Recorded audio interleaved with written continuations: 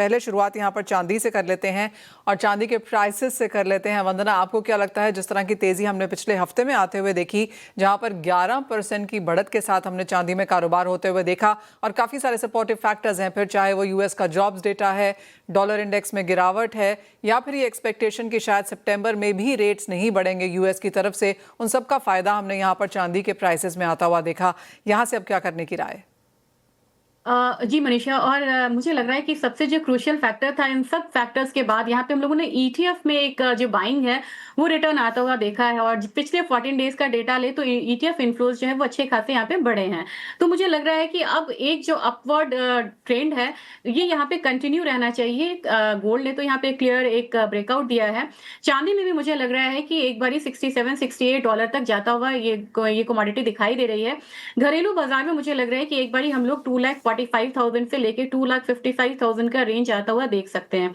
ऐसे में फेवरेबल रहेगा कि डॉलर इंडेक्स ज्यादा दिन तक यहाँ पे 100 से नीचे 100 के पास भी रहता है, तो वो एक बाइंग अपॉर्चुनिटी को यहाँ पे कायम रखेगा।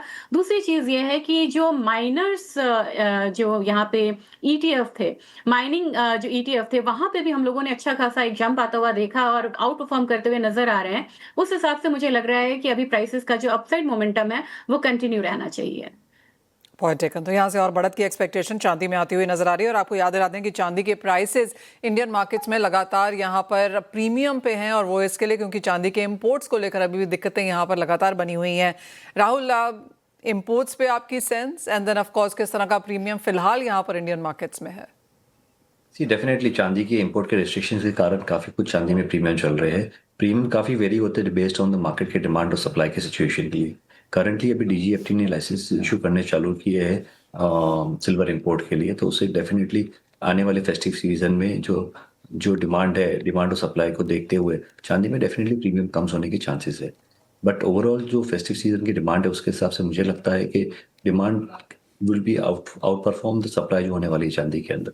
कि डोमेस्टिक चांदी में जो प्रोडक्शन है और जो चांदी की आने वाले महीनों के अंदर हमें जो कंजम्पशन लग रहा है उसमें डेफिनेटली एक बड़ा मिसमैच होने की चांसेस है। राहुल, साथ ही साथ जिस तरह से अब कॉन्वर्सेशंस BIS की जो स्टेटमेंट निकल के आई है कि जो सिल्वर हॉलमार्किंग है, टेस्टिंग असेइंग सेंटर्स हैं, यहाँ पर इसका दायरा बढ़ाया जाएगा। अगले 2 साल का एक ऑलमोस्ट एक रोड मैप निकल के यहाँ से आया है, कैसे देखते हैं उसे? डेफिनेटली एक बहुत अच्छा मूव है, बिकॉज आई थिंक जो चांदी में देखा जाए तो कंज्यूमर प्रोटेक्शन एक बहुत इंपॉर्टेंट होता है, बिकॉज चांदी की क्वालिटी कंसिस्टेंट नहीं है अक्रॉस द इंडिया।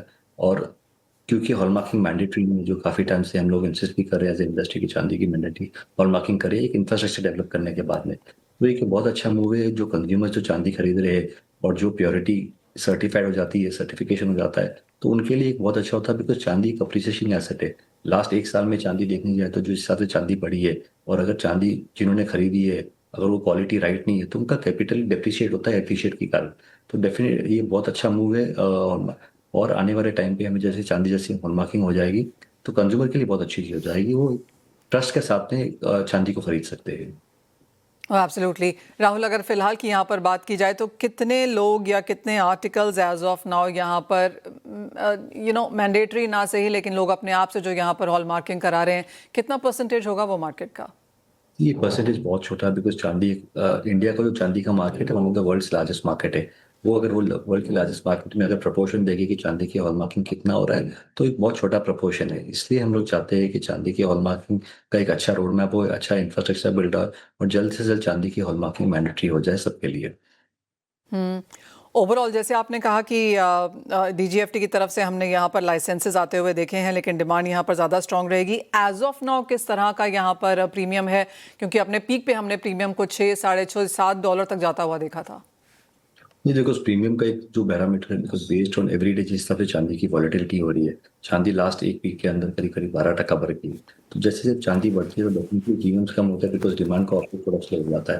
तो जो प्रीमियम करंटली मार्केट में एनीवे बिटवीन 3,000 से लेके 8,000 के बीच इट कीप्स ऑन चेंजिंग, मतलब एक फिक्स प्रीमियम नहीं होता, बिकॉज डिमांड सप्लाई और सिल्वर के प्राइसेस को डेफिनेटली कोरिलेट करके प्रीमियम डिसाइड हो रहा है। आपको क्या लगता है कहाँ जा रहे हैं प्राइसेस चांदी के आगे जाकर? चांदी में जैसे मैंने लास्ट टाइम भी लास्ट 7-8 दिन से मैं काफी बोल रहा हूँ कि चांदी में काफ़ी बुलिश हूँ, मगर ये रैली 7 दिन के अंदर चांदी जो 10 से 12% बढ़ गई है, तो छोटा सा एक थोड़ा स्मॉल करेक्शन आना चाहिए। मुझे लग रहा है चांदी आने वाले दिनों में 260 से लेकर 270 तक आ सकती है। हमें दिवाली 260-70 के आसपास दिखी है। जहाँ तक हॉलमार्किंग की बात है, just coming back to that Rahul, as of now जितने सेंटर्स हैं क्या वो पर्याप्त हैं? और जिस तरह से बिग नंबर है यहाँ पर चांदी का, जैसे आपने कहा हम वर्ल्ड की सबसे लार्जेस्ट मार्केट है यहाँ पर, कितना समय यहाँ पर बेसिकली लगेगा चाहे फेज्ड मैनर में इसे किया जाए हॉलमार्किंग के लिए? सी आने एक ही होता है कि जब भी चांदी को हॉलमार्किंग या मैंडेटरी करते हैं तो डेफिनेटली इंफ्रास्ट्रक्चर पीछे का डेवलपमेंट बहुत फास्ट हो जाता है।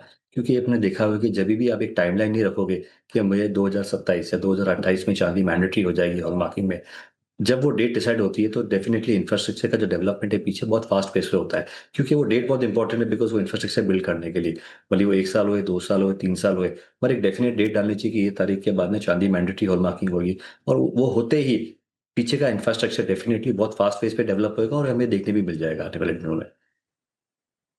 लेकिन राहुल, बहुत शुक्रिया साथ जोड़ने के लिए। तो क्लियरली वो चांदी का यहाँ पर मैथमेटिक्स है। एज ऑफ नाउ इंपोर्ट्स यहाँ पर स्लो ही सही, लेकिन लाइसेंसेज आने लगे हैं, डिमांड अच्छी खासी है, प्रीमियम पे चांदी लगातार यहाँ पर कारोबार करती हुई नजर आई है। और आगे जाकर अगर हॉलमार्किंग भी हो जाती है और जिस तरह से हमने यहाँ पर डिमांड में बढ़त आते हुए देखी है, तो हॉलमार्किंग ऑफकोर्स यहाँ पर काफ़ी पॉजिटिव रहेगी। और राहुल जैसे लगातार हमें कहते भी रहे हैं कि कंसिस्टेंसी नहीं है यहाँ पर चांदी की प्योरिटी को लेकर पैन इंडिया, तो क्लियरली हॉलमार्किंग यहाँ पर एक काफ़ी इंपॉर्टेंट स्टेप यहाँ पर आगे जाता हुआ दिखेगा।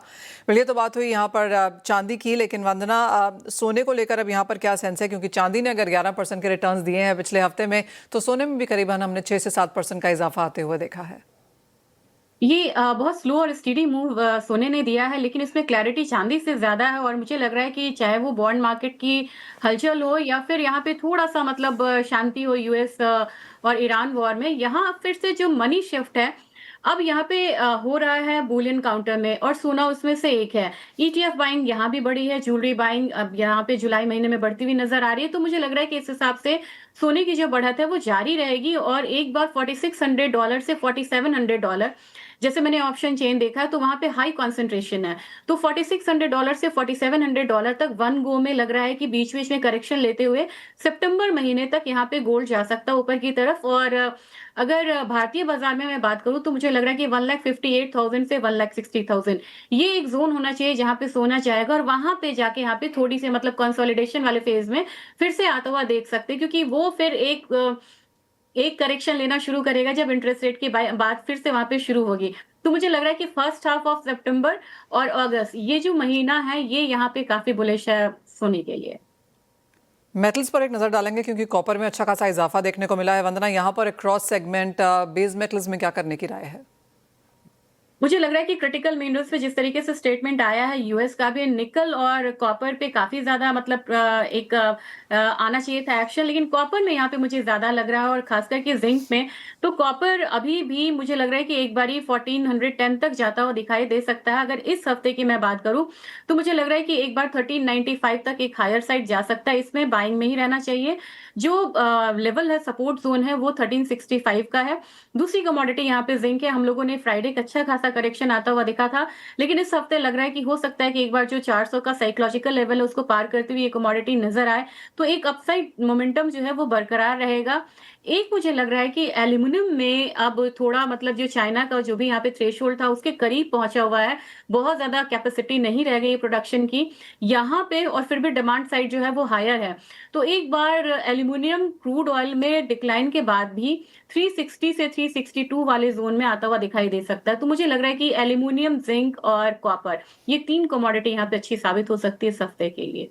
फाइनली ब्रेक में जाएं उससे पहले क्रूड ऑयल प्राइसेस के लिए क्या कहेंगी वंदना? बिकॉज लास्ट वीक 7 से 8% की गिरावट थी, लेकिन 83-84 के पास आता हुआ, कंसोलिडेट करता हुआ अब क्रूड।